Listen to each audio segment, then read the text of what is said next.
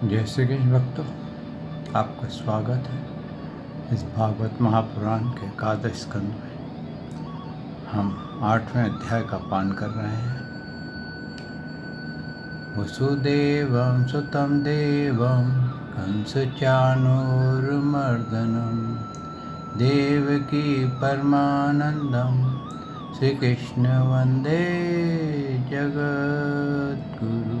श्री कृष्ण शरणं गोपाल शरणं श्री कृष्ण शरणं गोपाल शरणं मेरे बांके बिहारी नंदलाल शरणं मेरे बांके बिहारी नंदलाल शरणं श्री कृष्ण शरणं गोपाल शरणं श्री कृष्ण शरणं गोपाल शरणं मेरे बांके बिहारी नंदलाल शरणं मेरे बांके बिहारी नंदलाल शरणं श्री कृष्ण शरणं गोपाल शरणं श्री कृष्ण शरणं गोपाल शरणं मेरे बांके बिहारी नंदलाल शरणं मेरे बांके बिहारी नंदलाल शरणं। बोल भगवान श्री कृष्ण की जय। श्री नंद के लाला की जय। श्री देवकी नंदन श्री कृष्ण की जय। श्री द्वारकाधीश भगवान श्री कृष्ण की जय।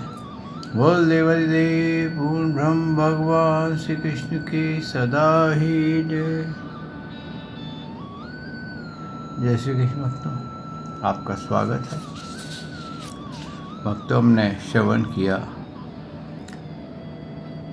कि दत्तात्रेय प्रभु जी ने अपनी शिक्षाओं के बारे में आगे बताते हुए कि अजगर से कैसे क्या शिक्षा ग्रहण की, समुद्र से क्या शिक्षा ग्रहण की, पतंगे से और हाथी से, मधुमक्खी से, इस तरह से उन्होंने अनेकों शिक्षा ग्रहण की। और सब शिक्षाओं का मेन सार यही है कि किसी तरीके से हमारे मन में संयम होना चाहिए। हर प्रकार से हमारे को अपने ऊपर कंट्रोल आना चाहिए। और जो व्यक्ति, जो मानव अपने आप पे कंट्रोल नहीं कर सकता, वो दुर्घटना का शिकार हो जाता है और उस दुर्घटना के कारण वो दुख भोगता है, डिप्रेशन में जाता है, एंजाइटी में चला जाता है और अपना आपा स्वयं ही भ्रष्ट कर देता है। भक्तों, सबसे पहले तो ये है कि जो शिक्षा जिससे ग्रहण की जाए, जैसे कि आप टीचर होते हैं, स्कूल में जाते हैं, जब आप उनसे शिक्षा ग्रहण करते हैं, अगर आप उनकी रिस्पेक्ट करते हैं तो आपको उनकी तरफ से अच्छी एनर्जी मिलती है। लेकिन आप अगर उनकी तरफ उनके रिस्पेक्ट नहीं करते तो आपको अच्छी एनर्जी नहीं मिलती है। भक्तों, ये भी एक बहुत बड़ी बात है कि दत्तात्रेय प्रभु जी ने ये उदाहरण भी सेट किया कि आपको आवश्यकता नहीं है कि आपको डिज़ाइनर गुरुओं से, संप्रदाय के से ही आप भगवत प्राप्ति की शिक्षा ग्रहण कर सकते हैं। आप किसी से भी शिक्षा ग्रहण कर सकते हैं और उसको अपने जीवन में लागू कर सकते हैं। यहाँ तक कि यहाँ आगे आएगा कि उन्होंने बालक से भी शिक्षा ग्रहण की।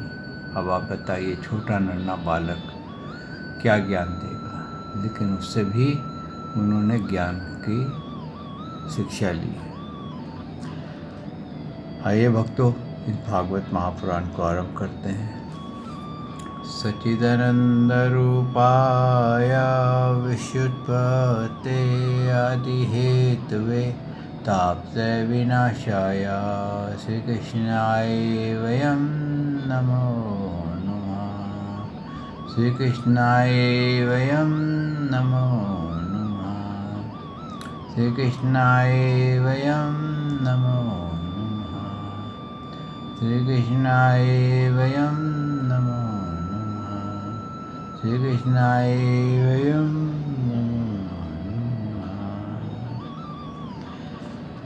दत्तात्रेय प्रभु जी ने कहा, मैंने मधु निकालने वाले पुरुष से यह शिक्षा ग्रहण की कि संसार के लोभी पुरुष बड़ी कठिनाई से धन का संचय तो करते हैं, किंतु वह संचित धन ना तो किसी को दान करते हैं और ना ही स्वयं उसका भोग कर ही करते हैं।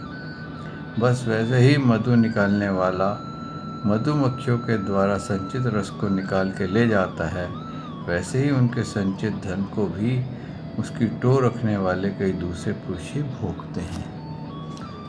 तुमने देखते हो ना कि मधुहारी मधुमक्खियों का जोड़ा हुआ मधु उनके खाने से पहले ही साफ कर जाता है। वैसे ही गृहस्थ के बहुत कठिनाई से संचित किए हुए पदार्थ जिससे वह सुख भोगों की अभिलाषा रखते हैं, उनसे भी पहले सन्यासी और ब्रह्मचारी भोगते रहते हैं, क्योंकि गृहस्थ तो पहले अतिथि अभ्योक्ता को भोजन करा के ही स्वयं भोजन करता है। अब तो ये क्या है, बहुत से व्यक्तियों की धन संचित करने की आदत होती है और वो धन संचित करते पर वो धन के बैंक बैलेंस को एंजॉय करते हैं, धन के आनंद को, उसके सुख को एंजॉय नहीं करते। वो अपने बैंक में देखते रहते हैं कि ये फिगर इतनी होगी, जबकि वो पैसा कहाँ पड़ा है, बैंक में। खाली नंबर मिलते हैं कि इतने लाख इतने करोड़, ये बैंक के नंबर्स हैं। वो नंबर देख देख करके वो प्रसन्न होता रहता है। और यहाँ तक भी होता है कि जो इस तरह के कोपिन यानी कि कंजूस आदमी होते हैं, वो कहते हैं आराम से सुखपूर्वक सोते भी नहीं हैं। उनको यही चिंता लगी रहती है कहीं धन के अंदर कहीं कमी ना आ जाए, कहीं मेरा धन निकल ना जाए। लेकिन उनका धन कौन भोगता है?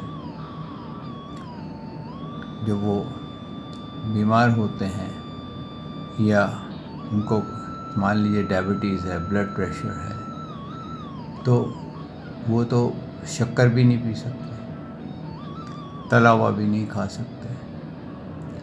तो क्या होता है कि जो उनके कर्मचारी होते हैं वो आराम से उसका धन का भोग करते हैं। उसकी औलाद भी बहुत आनंद से भोग करती है, लेकिन वो अपने औलाद को भी कई बार उपभोग नहीं करने देता। और कहते हैं ना, सेठ तो पैदल चलता है और ड्राइवर गाड़ी में चलता है।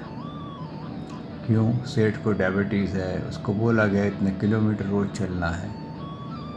ऐसे ही ब्लड प्रेशर है, कुछ नमकीन नहीं खा सकते, कुछ स्वाद नहीं ले सकते, उबला खाना ज़्यादा खाने को मिलेगा, लेकिन सब चिकने पदार्थ उनका बावर्ची और वो एंजॉय करता है।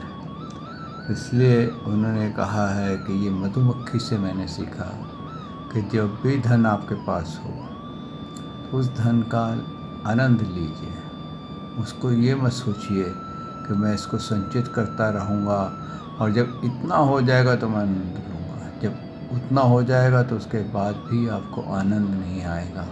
आपके मन में होगा अब इतना हो गया, अब तो महंगाई बढ़ गई है, अब ये इतना हो जाएगा तो मैं आनंद करूँगा। तो वो आनंद में आपका नमो नमाया हो जाएगा।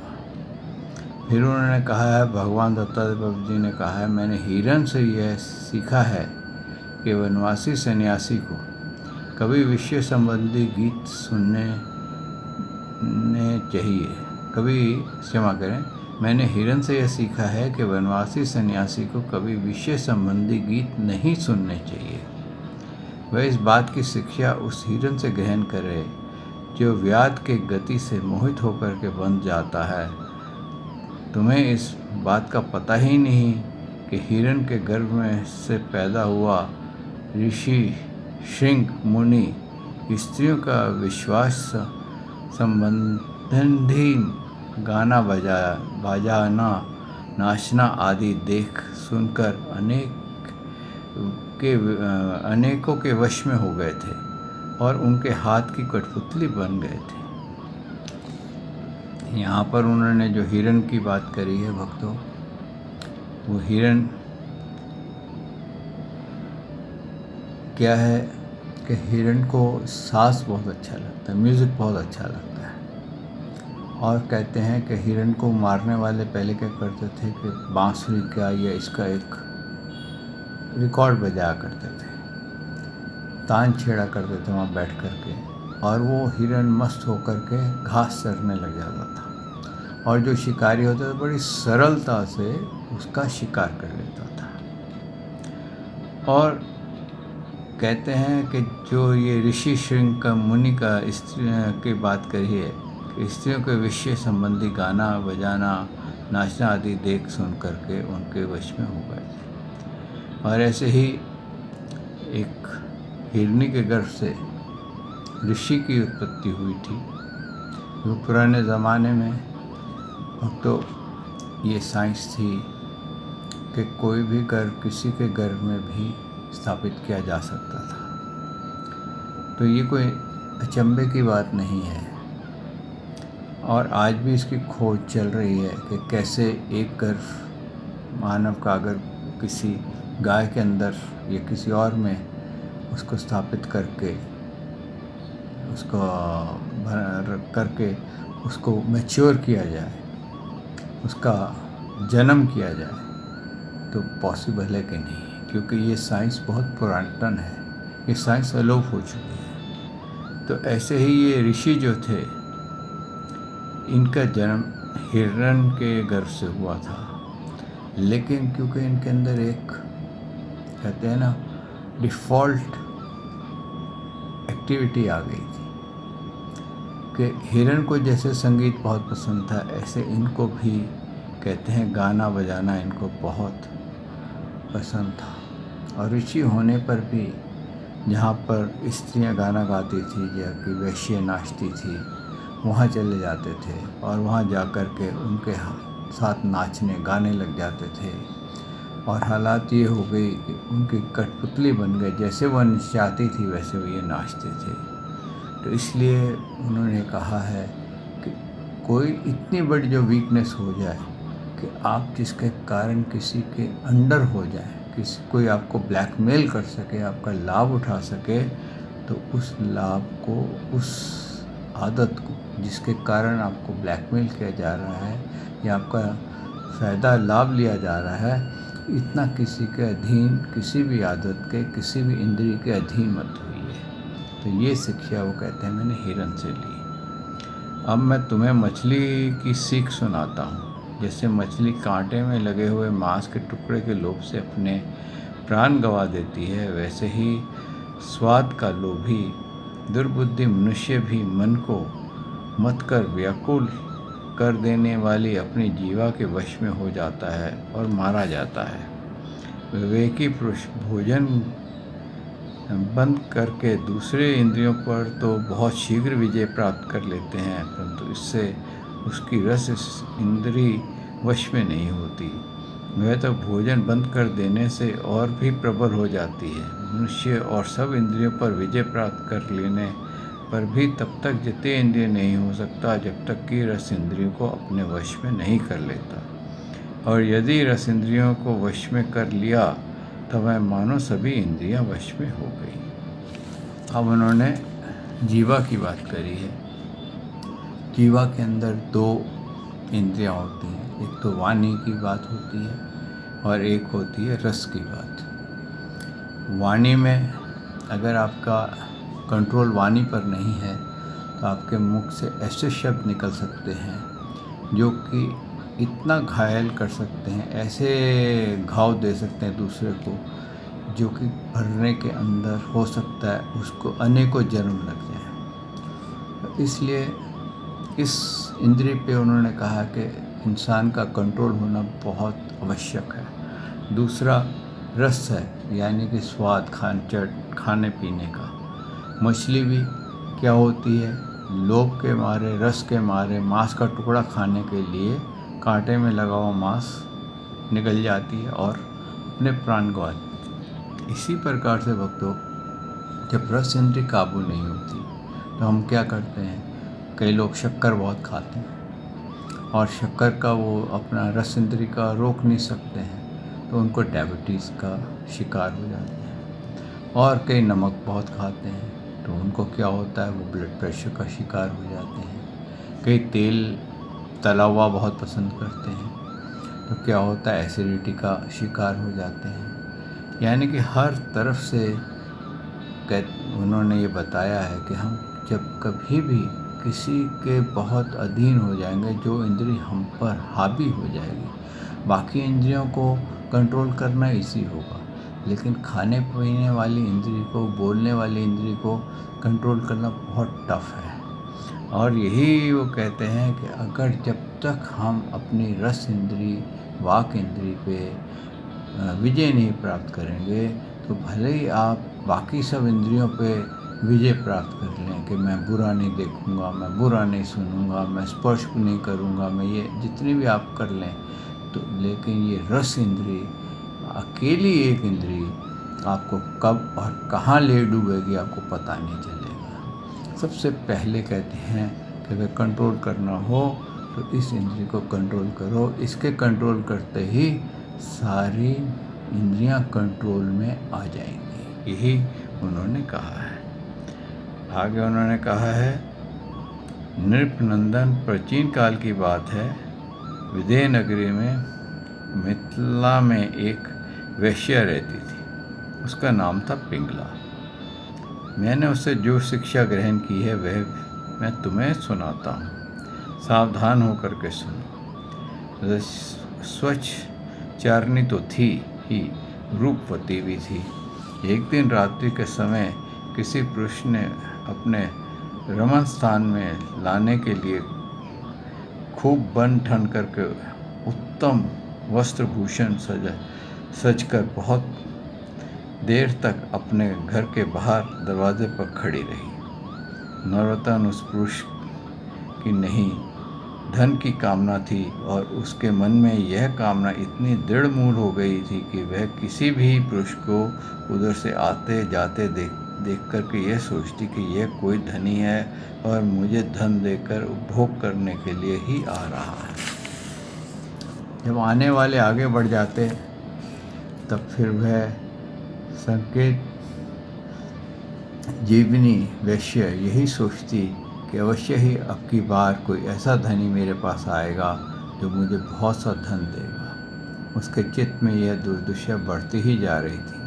वह दरवाजे पर बहुत देर तक टंगी रही। उसकी नींद भी जाती रही। वह कभी बाहर आती तो कभी भीतर जाती। इस प्रकार आधी रात हो गई। राजन, सचमुच आशा और सो भी धन की बहुत बुरी है। धन की वाट जोते जोते उसका मुंह सूख गया, चित्त व्याकुल हो गया। अब उसे इस वृत्ति से बड़ा वैराग्य हुआ। उसमें दुख बुद्धि हो गई। इसमें संदेह नहीं कि इस वैराग्य का कारण चित्त ही था, परंतु ऐसा वैराग्य भी तो सुख का ही हेतु होता है। जब पिंगला ने चित्त में इस प्रकार वैराग्य की भावना जागृत हुई तब उसने एक गीत गाया, वह मैं तुम्हें सुनाता हूँ। राजन मनुष्य की आशा की फांसी पर लटक रहा है। इसके तलवार की तरह काटने वाली यदि कोई वस्तु है तो वह केवल वैराग्य है। प्रिय राजन, जिसे वैराग्य नहीं हुआ, जो इन बखेड़ों से उबा नहीं है, वह शरीर और इसके संबंध में इसी प्रकार मुक्त नहीं होना चाहता जैसे कि अज्ञानी मनुष्य ममता छोड़ने की इच्छा भी नहीं करता। पिंगला ने गीत गाया, हाय हाय मैं इंद्रियों के अधीन हो गई, भला मेरे मोह का विस्तार तो देखो। मैं इन दुष्ट पुरुषों को जिनको कोई अस्तित्व ही नहीं है, वह विषय सुख की लालसा करती हूँ। कितने दुख की बात है, मैं सचमुच मूर्ख हूँ। देखो तो सही, मेरे निकट से निकट हृदय में ही मेरे सच्चे स्वामी विराजमान हैं।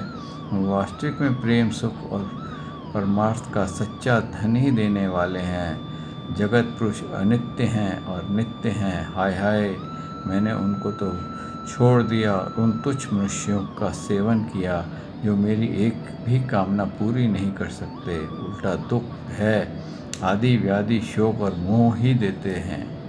यह मेरी मूर्खता की हद है कि मैंने उनका सेवन करती हूँ। बड़े खेद की बात है, मैंने अत्यंत निंदनीय आजीविका वेश्यावृत्ति का आश्रय लिया और व्यर्थ में अपने शरीर और मन को क्लेश दिया, पीड़ा पहुँचाई। मेरा यह शरीर बिक गया है। लंपट, लोभी और निंदनीय मनुष्यों ने इसे खरीद लिया है और मैं इतनी मूर्ख हूँ कि इस शरीर से धन और रीति सुख चाहती हूँ। मुझे धिक्कार है। ये शरीर एक घर है, इसमें हड्डियों का ढेर, तिरछे बाँस और खंभे लगे हुए हैं। चाम, रुएं और नखों से यह छाया गया है। इसमें 9 दरवाजे हैं जिसमें मल निकलता ही रहता है। इस संचित संपत्ति के नाम पर केवल मल और मूत्र ही है। इसलिए बड़ी सावधानी के साथ यह देखता रहना चाहिए कि सारा जगत काल रूपी अजगर के समान ग्रस्त हो रहा है और ये मैं इसका देखती हूँ कि शरीर शीघ्र ही मुझे त्याग देगा और इस शरीर को से ही मैं क्यों ना भगवान को प्राप्त करने का काम बना लूँ। अब तो ये पिंगला वेश्या जो थी, ये अपने आप को बहुत सजा धजा करके खड़ी करती थी और अपना वेश्यावृत्ति से अपना गुजर करती थी। क्या होता है भक्तों कि आयु किसको छोड़ती नहीं है, चाहे वो कोई भी हो। और वेश्या के रूप में आप बात करें तो हम सभी वेश्यावृत्ति में आते हैं। जो हम धन कमाने के लिए भागते फिरते हैं इधर उधर, तो क्या होता है जवानी में हम बहुत आराम से भागते हैं, बहुत आराम से धन कमा लेते हैं और लोग भी हमसे बहुत अच्छे से बातें चीतें करते हैं। लेकिन जैसे ही हमारी आयु ढलक जाती है तो आप नोटिस करेंगे कि हल्के हल्के आपको लोग जो है थोड़ा अवॉइड करते हैं और आपके साथ व्यापार करने में भी, या तो आप कोई ऐसा व्यापार करते हो कि आपके पास जो वस्तु है दूसरे के पास ना हो। लेकिन अगर वो वस्तु सबके पास अवेलेबल है और कोई दूसरा उससे ज़्यादा आपसे स्वीट बात करता है, ज़्यादा अच्छा उसके साथ व्यवहार करता है, तो उससे लेना ज़्यादा पसंद है। अब ये वेश्या को ये पता नहीं चला कि इसकी आयु ढलक चुकी है। अब लोग इसको अवॉइड कर रहे हैं। ये भले ही अपने आप को कहते हैं ना, कितना ही आप सजा लीजिए, कितनी आप फेस लिफ्टिंग करा लीजिए, कितने ही आप लेज़र करा लीजिए, लेकिन शरीर बता देता है कि मैं अब बूढ़ा हो गया। और इसी प्रकार से जब बूढ़ा हो जाता है कि उसकी वर्किंग कैपेसिटी लो हो जाती, कम हो जाती है, उतना काम नहीं कर सकता। अब यही वेश्या के साथ भी हो रहा था कि उसके चेहरे पे बुढ़ापा आ रहा था। हालांकि उसने बाल रंग दिए थे, सब कुछ अपने आप को ऐसे सजाया हुआ था जैसे वो जवान है, लेकिन जब भी लोगों की नज़र पड़ती थी वो समझ जाते थे कि ये ओल्ड है, तो वो आगे बढ़ जाते थे। ऐसे ही जब हम ओल्ड हो जाते हैं तो भक्तों क्या होता है कि बहुत सारी चीज़ें, बहुत से लोग हमें अवॉइड कर देते हैं और जब हमारे को अवॉइड कर देते हैं तो हम उसके लिए और तड़पते हैं कि हमारे को ये क्यों अवॉइड किया जा रहा है। तो उसको पाने के लिए हम और भी कोई कोशिश चक्कर चलाते हैं, लेकिन होता क्या है, वो सब हमारे जितने भी अधोग होते हैं, जितने भी हमारी कोशिशें होती हैं, वो सब फेल होने लग जाती हैं। तो यहीं पर ये शिक्षा ये दी गई है कि अगर जो वेश्या थी उसको यही शिक्षा मिली कि मैंने इतनी रात जाग करके पुरुषों की इंतज़ार किया, अगर इसके बजाय मैंने भजन कीर्तन भगवान श्री कृष्ण का किया होता तो भगवान श्री कृष्ण ज़रूर आते और मेरे को इस जीवन मृत्यु रूप से इस शरीर से मुझे पार करा देते हैं और मैं सदा के लिए प्रभु के चरणों में वास करती। लेकिन मैंने अपना जीवन व्यर्थ गवा दिया केवल मानवों के चक्कर में, कि पुरुषों के चक्कर में, कि अब मेरे को कोई धन दे के जाएगा, अब मैं सुखी हो जाऊंगी। इस लालसा में मैंने ये जीवन व्यर्थ कर दिया। ऐसे ही उन्होंने शिक्षा दी है कि हम अब हमारे को सुख आया, अब हमारे को सुख आया, अब हमारे को सुख आया, ये कार्य हो गया, हमें सुख आ गया, हमारे को गाड़ी आ गई तो हम सुखी हो जाएंगे। जब पेट्रोल डालेंगे तो क्या होगा, दिल जलेगा। एसी आ गया तो अब हमारे को गर्मी नहीं लगेगी। लेकिन बिजली चलेगी तो अब बिजली का मीटर घूमेगा तो क्या होगा। तो इस तरह से भक्तों जो सुख के पीछे भागते हैं वो अंत में दुख पाते हैं। इसलिए जो प्रभु के प्रारब्ध से जो मिल जाए, प्रभु का चिंतन करते हुए, भक्ति करते हुए सब नियम आप त्याग दें। लेकिन भगवान की 2 मिनट अगर आप सेवा करते हैं तो सच्चे मन से उनकी सेवा करें, उसको मत त्यागें। तो वही आपका साथ जाने वाली है, वही आपके का उद्धार करने वाली है। इसी प्रकार से उन्होंने ये कहा कि काल रूपी अजगर सदा हमारे पीछे लगा रहता है। आगे अवधूत दत्तात्रेय जी कहते हैं, राजन, पिंगला वैश्य ने ऐसा निश्चय करके अपने प्रिय धनियों की दुर्दशा उसने मिलने की लालसा का परित्याग कर दिया और शांत भाव से जाकर वह अपनी सेज पर सो रही थी।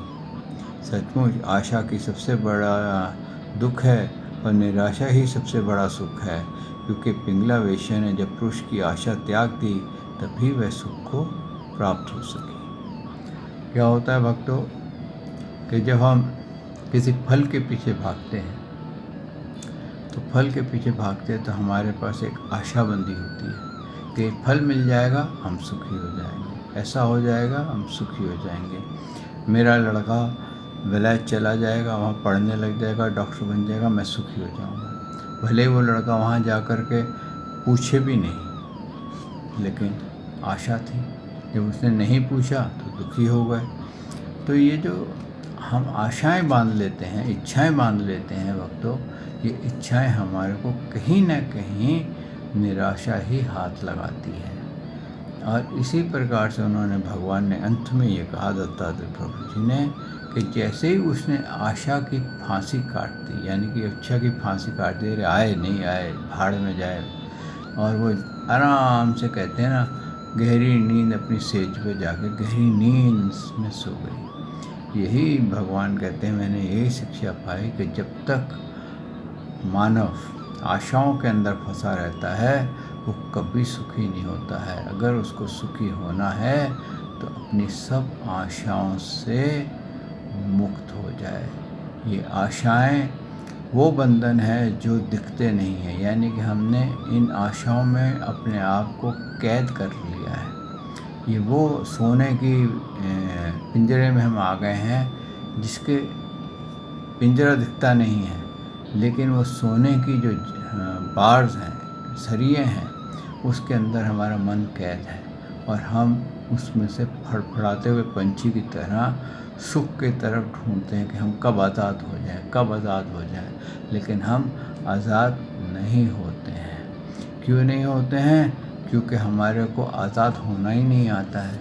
हमें पता ही नहीं चलता कि हम ये फंसे क्यों हैं, फड़फड़ा क्यों रहे हैं, वो हमारी हालत क्यों है, क्योंकि हमारे अंदर वैराग्य नहीं जागा। जब इस दिन हमारे अंदर वैराग्य जाग जाएगा, उस दिन हम सब दुखों से मुक्त हो जाएंगे। आइए भक्तों, यहाँ वाणी को विश्राम देते हैं। प्रभु ने चाहा तो कल मैं आपकी सेवा में फिर हाजिर होऊंगा। श्री कृष्ण शरणम गोपाल शरणम, श्री कृष्ण शरणम गोपाल शरणम, मेरे बांके बिहारी नंद लाल शरणम। मेरे बांके बिहारी नंद लाल शरणम। श्री कृष्ण शरणम गोपाल शरणम। श्री कृष्ण शरणम गोपाल शरणम। मेरे बांके बिहारी नंद लाल शरणम। मेरे बांके बिहारी नंद लाल शरणम। बोल भगवान श्री कृष्ण की जय। श्री नंद के लाला की जय। श्री देव की नंदन श्री कृष्ण की जय। श्री द्वारकाधीश भगवान श्री कृष्ण की जय। बोल देवादिदेव पूर्ण ब्रह्म भगवान श्री कृष्ण की जय।